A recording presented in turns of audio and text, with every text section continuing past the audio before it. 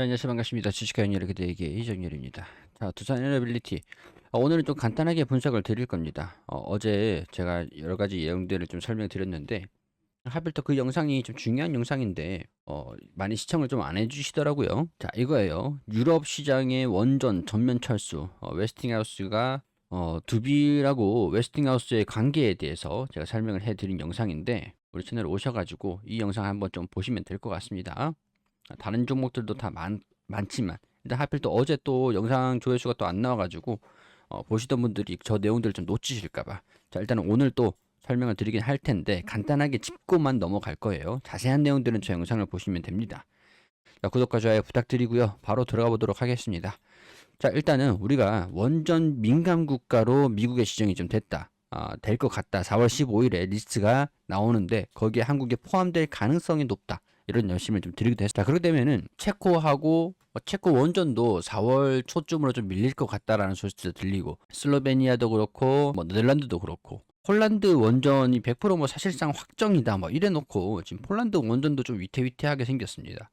그래도 두산 에너빌리티 같은 경우에서는 한전만이 거래처가인 게 아니라 웨스팅하우스도 주기기 기자재를 납품을 하는 거래처기 때문에 웨스팅하우스가 수주를 받게 되면 뭐 두산 에너빌리티 입장에서야 뭐 나쁠 건 없고 더군다나 두산 에너빌리티 입장에서는 원전에 대한 의존도를 많이 낮췄기 때문에 가스터빈이라든가 이제 풍력 사업 같은 경우도 그렇고 뭐 신한울 3, 4호기 같은 것들도 매출 인식이 시작이 될 거기 때문에 뭐 그런 부분에서 전기봉 같은 경우에서도 나쁘지 않은 환경은 조성되고 있다. 특히 이제 우리나라 같은 경우는 과거에 웨스팅하우스하고 이제 지적재산권 협약을 종료를 했죠. 합의를 본 게 지금 유럽 시장에서 계속 체코 원전을 마지막으로 하고 네덜란드도 슬로베니아도 다 포기하고 하는 상황들이기 때문에 유럽 시장을 웨스팅하우스한테 그냥 넘겨주기로 하고 우리나라는 중동이라든가 동남아시아 이런 쪽으로 원전 수출을 하는 거를 목표로 세우지 않았나. 협약이 된 걸 공개를 해라라고 하니까 공개를 또 안 한다고 하니까. 그냥 그래서 제 기준에는 어제 이런 소식들이 좀 있었는데 나 좋은 소식은 아닌데 주가가 좀 올라가는 모습들을 보여줘가지고 좀 의아하기도 했습니다. 일단은 당분간 제가 이제 박스권의 움직임들 예상된다고 말씀드렸었는데 60일선 올라올 때까지 좀 기다리셔야 될 것 같고 한 4월 초쯤 되면 5월까지 밀리진 않겠지. 우리나라 국정도 조금 혼란스러운 상태라 가지고 지금 사인할 사람이 없다고 하잖아요. 뭐 정치적인 얘기는 뭐 일단은 뒷전이고 일단 넘어 제쳐두고 자 4월 말쯤 4월 초쯤 이렇게 원전을 수주받았다라는 소식들이 들려주게 되면은 여기서 이 60일선에 올라오는 이 시점이 되지 않을까 그런 생각들이 조심스럽게 좀 듭니다. 그러니까 이 기간까지 조금 기다리실 필요는 있을 것 같다. 이렇게 말씀을 드릴 전 영상들도 이렇게 말씀을 드렸지만 자 우리나라가 갑자기 민감 국가로 적용이 될 것 같다라는 우려감이죠. 근데 이게 알고 보니까 과거에 미국의 원자로 소프트웨어를 한국으로 유출을 하려고 시도가 한 번 있었다. 기술을 훔쳐가는 것도 아니고 참 이게 우리나라가 참 이게 사실이라면 좀 부끄러운 소식이죠. 왜냐면 중국한테 우리가 항상 기술 뺏어간다, 도둑놈들이다, 막 기술 도둑놈이다, 그래서 우리나라 반도체 뭐 기술 다 훔쳐간다, 막 이런 얘기들 하고 있잖아요. 근데 우리나라도 미국의 민간 국가가 지정이 되는 게 이 소프트웨어를 한국으로 유출하려는 시도가 한 번 있었고 이걸 적발했기 때문에 민간 국가에서 기타 국가로 분류를 하게 되는 그런 과정이 있지 않았냐. 일단은 이 지정 철회를 위해서 산업장관이 방안을 계기로 해서 미국 에너지부와 협의를 할 예정이라고 합니다. 에너지부가 한국을 민간국가로 지정한 이유가 거론한 보안 문제 중에서 과거 에너지부 산하연구소의 도급업체 직원이 원자로 설계 소프트웨어를 한국으로 유출하려는 시도가 있었던 것으로 파악됐다. 미국 의회에 제출한 반기 보고서에 따르면 아이다호 국립연구소 도급 직원이 수출 통제 대상에 해당되는 정보를 소지한 채 한국으로 향하는 항공기를 탑승하려고 했다가 적발돼서 해고된 사건이 발생했다. 이 사건은 보고 대상 기간이 2023년도 10월 1일부터 2024년도 3월 31일 사이에 발생한 것으로 적시됐다. 이 직원의 이메일과 메신저 기록을 조사한 결과 해당 정보가 수출 통제 대상이라는 것을 알고 있었음에도 불구하고 직원과 외국 정부 간 소통이 있었다고 밝혔죠. 외국 정부와 어떤 소통이 있었는지 설명하진 않았다. 자, 과거에 한국을 1986년도, 87년도에 민간국가 명단에 한국을 포함시키기도 했었고 93년도, 96년도에 민간국가 명단에 한국을 포함시켰고 96년도 7월에 민간 국가를 해제시키기도 했습니다. 여기서 이 민간 국가 최하위 범주인 기타 지정 국가에 4월 15일에 발효가 되는데, 이 보안 관련 문제가 이유인 것으로 파악을 하고 있기 때문에 한국의 산업장관이 방미를 하면서 여기에 관련된 내용들을 협의할 것으로 예정이 되어 있긴 합니다. 이 소식이 최근에 또 이런 소식들이 나와줬어요. 바로 18일에 나와줬는데, 일단은 민간 국가 지정을 해제돼야 체코 원전 수출하는 것도 그렇고, 앞으로 뭐 동남아시아도 그렇고 다른 나라에 원전 수출하는 것들이 우리가 좀 자체적으로 개발한 그런 기술로 원전을 건설을 해준다, 이런 오명을 좀 씻어야 되지 않을까 싶어요. 체코 원전도 그렇고 민간 국가로 지정을 하게 되면 우리가 신차를 샀는데 소프트웨어 업데이트를 못 받는다, 후속 조치를 못 받는다. 물론 이제 일정 부분은 되겠지만 중요 기술들은 미국이랑 협력해서 연구 개발을 해야 되는데 그거를 최신화를 못 받는다. 이게 이 상업 운전이 10년, 20년 막 이렇게 운영이 돼야 되는데 그게 조금 리스크가 있는 요인이 될 수가 있겠죠. 조금 껄끄러운 요인들이 되겠죠. 근데 두산 에너빌리티 같은 경우에서는 SMR도 그렇고 원전의 파운드리를 자처하고 있는 기업입니다. 파운드리는 팹리스 업체들이죠. 그러니까 파운드리, 팹리스라든 공장이 없다든가 설계만 가지고 여기서 제작해줘 라고 의뢰를 하면은 두산 에너빌리티가 제작해서 갖다 주는 겁니다. 공급을 수주로 받는 거죠. 여기에 아마존 그리고 미국의 빅테크 기업들이 SMR 개발에 투자를 하고 있는 상태고, 그리고 엑스에너지하고 뉴스케일 파워, 테라파워가 협력 관계이기도 하고, 그리고 과거에 웨스팅하우스에 주기기를 납품하면서 웨스팅하우스와 거래처이기도 합니다. 벤더이기도 합니다.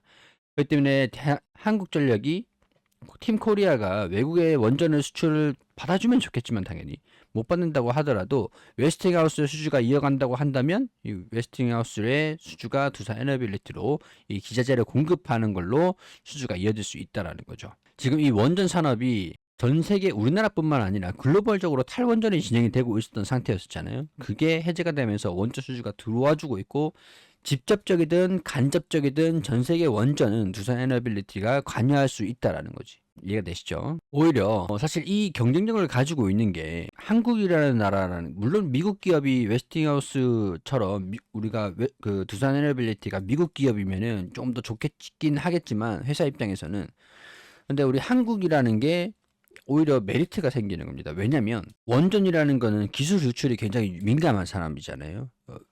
우리나라가 아랍에 원전을 지어줄 수 있었던 이유를 제가 설명드렸던 게, 아랍이라는 나라가 원전을 짓고 싶었어요. 근데 미국의 원전을 원했었거든요. 근데 미국도 당시에 석유의 협상력 때문에, 석유 때문에 아랍이랑 중동 국가들이랑 좀 친해질 계기가 필요했었습니다, 당시에. 근데 그렇다고 미국 원전을 지어주기에는 중국이랑 러시아가 중동 국가들이랑 친하기 때문에 미국 원전 기술이 중동을 통해서 러시아랑 중국에 기술이 유출이 될까봐 한국형 원자로를 한국에 이제 전수를 해주면서 우리나라의 원전 수주 기회로 활용이 됐었던 그런 외교적인 요인들이, 정치적인 요인들이 있었거든요. 이 원전이라는 거는 정부 세일즈를 하는 정부의 전략 물자이기도 하잖아요. 그렇기 때문에 이거를 당시에 중동으로 수출할 수가 있었는데, 그런 측면에서 유럽 시장은 미국이랑 동맹국들이 많고, 유럽이랑 미국이랑 동맹이니까 뭐 기술 유출에 대한 우려가 좀 덜하기 때문에 웨스팅하우스가 유럽을 막고, 한국은 중동이랑 동남아시아 쪽에, 그러니까 실질적인 경쟁자가 중국이랑 러시아가 되는 거죠. 그럼 이 웨스팅하우스는 유럽을 맡는다고 하면 두산 에너빌리티가 웨스팅하우스에 기자재를 공급할 수는 있을 거고, 팀코리아가 중동이랑 동남아시아에 수주를 받을 수 있다면 중국과 러시아 쉽진 않을 것 같은데, 웨스팅하우스가 프랑스랑 경쟁을 하고 우리나라가 중국 러시아를 상대를 한다. 중국 러시아에 원전 수주가 가는 게 아니고서는 두산 에너빌리티가 기자재를 납품할 가능성들이 상당히 높아진다. 그게 한국이라는 지정학적 리스크가 오히려 기회가 될 수 있는 이런 내용들이다. 이게 2024년도 11월 나왔던 기사입니다. 체코 원전이 빨리 좀 나와줘야 될 것 같은데 아직까지는 별다른 소식이 없는 상태고, 세부 사항들을 조정을 하고 있는 그런 상태입니다. 유럽에서는 폴란드, 루마니아, 네덜란드, 슬로베니아, 다 여기에서 지금 폴란드는 지금 좀 애매하고, 네덜란드, 슬로베니아, 루마니아 지금 다 원전을 포기를 했잖아요. 말로는 체코 원전에 집중하기 위해서 포기했다라고 했지만 웨스팅하우스하고 어떤 협상을 했는지 체코 원전을 마지막으로 우리가 양보를 했는지 그런 부분들 답답한 형국입니다. 두산 에너빌리티 관계자가 미국이 아랍에 수출한 한국형 대형 원전의 주기기를 비롯해 40여 년간 국내외 원자력 발전소의 원자로 34기, 증기 발생기 124기를 공급해 오면서 원전 주기기 제약 분야에서 세계적인 경쟁력을 인정받고 있다. 그러니까 앞으로도 국내외 원자력 발전소에 수주가 계속 들어와주면 된다. 대형 거래처가. 그리고 SMR뿐만 아니라 전 세계 원전 시장을 두산 에너빌리티가 씹어먹기를 바라봐야겠죠. 그렇기 때문에 추가 수주가 잠재력이 뛰어나다. 유럽 수주에 대한 불확실성이라고 하더라도 거래처들이 있기 때문에, 그리고 가스 발전 시장의 성장 잠재력, 사우디에도 복합 화력 발전 수주 받았잖아요. 그게 가스 터빈의 공급으로 이어지는 거잖아요. 특히 다른 3.5세대 SMR 주기기 공급 계약이 체결되는 경우 빠른 속도로 수주 잔고가 계속 늘어날 가능성들이 있다. 이 가스 터빈을 전 세계 5국가밖에 못 한다면서요. 제한적인 가스 터빈 공급 업체들이 있기 때문에 가스 발전 시장에서도 두산 에너빌리티가 수주를 받을 수 있을 가능성들이 높다. 그렇게 민간 국가가 지정된 배경하고 두산 에너빌리티가 크게 영향이 없을 것이다, 제한적일 것이다 라는 요인들 설명을 드렸습니다. 매출과 영업이익도 계속 성장하는 모습들을 보여줄 필요가 있고, 최근에 화력발전소 사우디 쪽에 복합 화력발전소를 3.3조 원가량 수주를 받았기 때문에 수주 목표치에 계속 한 단계 한 걸음 뚜벅뚜벅 묵묵히 걸어가고 있는 상태입니다. 크게 걱정할 필요는 없을 것 같고, 우리가 좀 이 구간에서 지지 구간들 한 25,000원 부근에서 추가 하락이 없어야 되는 거죠. 있다고 하면 61선 24,000원까지도 조정을 좀 살짝 받을 수는 있겠지만 빠르게 회복하면 되는 거니까 그런 부분에서 중점으로 지켜보시면 될 것 같아요. 자, 오늘은 외국이나 기관이랑 어제 체코 원전 또 좋은, 내가 모르는 좀 좋은 소식이 있나? 외국인들이랑 기관이랑 수급이 좀 들어와 주는 게 좀 수상쩍은데 라고 했는데, 오늘 역시나 외국인들이 다 집어 던지는 모습들을 보여주면서 이런 기대가 한풀 꺾였다 라는 말씀 드려야 될 것 같습니다. 두산 에너빌리티 매일매일 제가 분석을 해드리고 있죠. 근데 좋아요가 조금 낮아요. 제가 댓글을 좀 닫아서 그런지 모르겠는데 조회수도 조금 안 나오는 것 같고 조금 슬프긴 합니다. 좀 저 응원을 좀 해주시기 위해서 좋아요 한 번씩 오늘 꼭 부탁드리도록 하겠습니다. 그리고 우리 무료 검색식을 드리고 있죠. 제가 자주 사용하는 검색식이기도 합니다. 우리 주식관열의 그대에게 하고 보네스트 투자 자문하고 허업을 하게 되면서 제가 여러분들, 우리 구독자분들께 무료로 검색식을 나눠드리고 있습니다. 해당 검색식은 어떤 검색식이냐? 우리가 물리적으로 모든 종목들을 상장되어 있는 종목들 전부를 매일매일 확인할 수가 없어요. 그래서 순이익이 잘 나고 있는 기업들 중에서 외국인 또는 기관이 연속적으로 순매수를 보여주고 있는 상태에서 갑자기 급등 신호가 나오면은 그 종목 나한테 알려줘 라고 검색식으로 입력해 놓는 겁니다.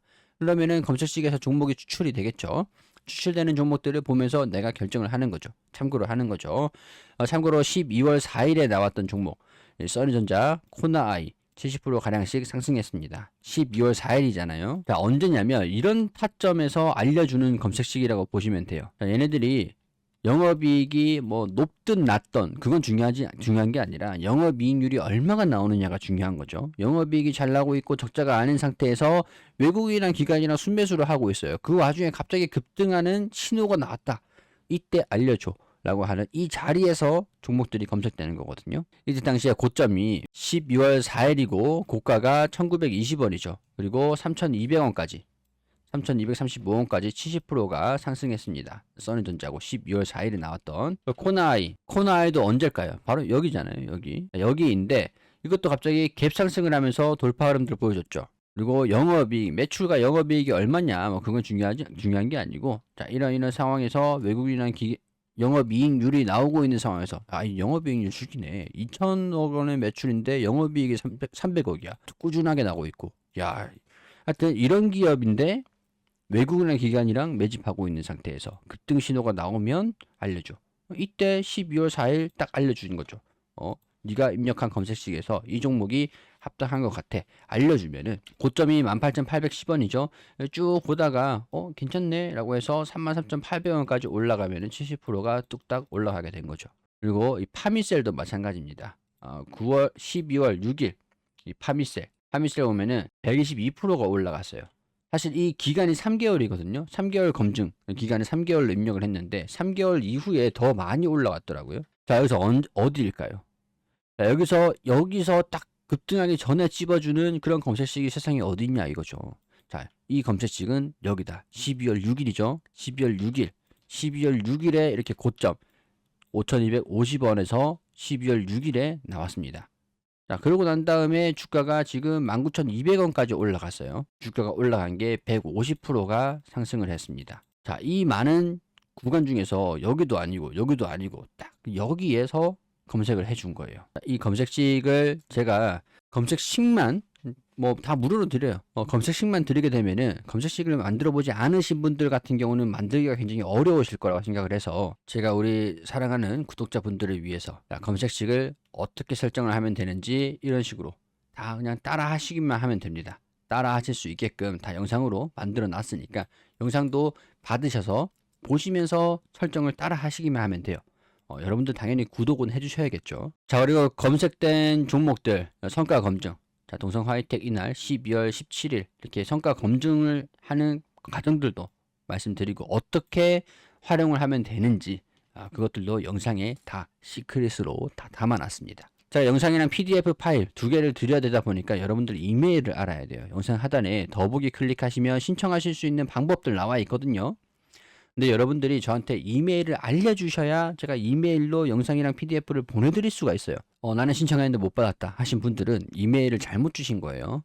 그러니까 못 받으신 분들은 내가 보낸 이메일이 정확한지 확인해 보시고 이메일 보내주시면 되시고, 여기 우리 보네스트서 자문이 제도권 금융회사입니다. 금융감독원과 금융위원회 관리감독을 하고 있는 자문사입니다. 우리 제도권 금융회사이고 종목 진단도 가능하고 카톡방도 운영하고 있거든요. 딱 한 종목만 보면, 자, 우리 3월 18일이죠. 3월 18일에 이날 9시 10분입니다. 딱 9시 10분에 동양철관을 장중에 추천 주셨어요. 장 초반에 딱 주셨는데 여기서 흑자전환을 했고 재생에너지, 알래스카 천연가스 산업들 투자 심리가 개선이 기대가 된다. 동양철관 갑니다. 다들 잡으셨죠? 잡으신 분 자율익절. 그리고 이분은 한 분은 한 달 월급을 보름치 월급을 벌어 가셨어요. 딱 10% 수익률 나셨네요. 동양철관도 이날 3월 18일이죠. 900원 부근에서 9시 10분쯤에 드렸으니까 자, 여기 이 구간이 됩니다. 이 구간 이후에 이때 이후에 주가가 쭉쭉쭉 올라가면서 1315원까지 40%가 급등을 했죠. 여기 보시면 이렇게 대화도 하시고 여기 수익률 보면 수익률이 지금 굉장히 잘 나오고 있는 상태거든요. 나인테크도 30%, 동양철관도 46%, 자, 그리고 휴스틸도 35%, 클로봇도 46%. 자, 이거를 거짓말 하는지 진짜인지 여러분들 카톡방 오셔가지고 그냥 뭐 돈도 안 드니까 무료로 들어오셔가지고 그냥 지켜보시기만 하시더라도 얘네들이 거짓말을 하는지 아니면 진짜로 이렇게 하는지 보실 수가 있잖아요. 들어오셔가지고 구경만 하셔도 되니까 이 카톡방을 원하시는 분들 같은 경우는 카톡방만 원한다. 그러면 카톡, 그리고 검색식을 원한다. 그리고 이메일 이렇게 보내주시면은 다 제공을 해드릴 겁니다. 자, 두산 에너빌리티 우행보하는 모습들을 보여주면서 60에서 올라오는 이 포인트들 설명을 드렸으니까 제가 또 꾸준하게 영상 촬영해서 알려드릴 수 있도록 할게요. 구독해 주셔야 제가 계속 올려드리는 영상들 받아보실 수가 있습니다. 자, 우리 구독자분들 시청해주셔서 감사드리고 저는 또 다음 영상으로 또 인사드릴 수 있도록 하겠습니다.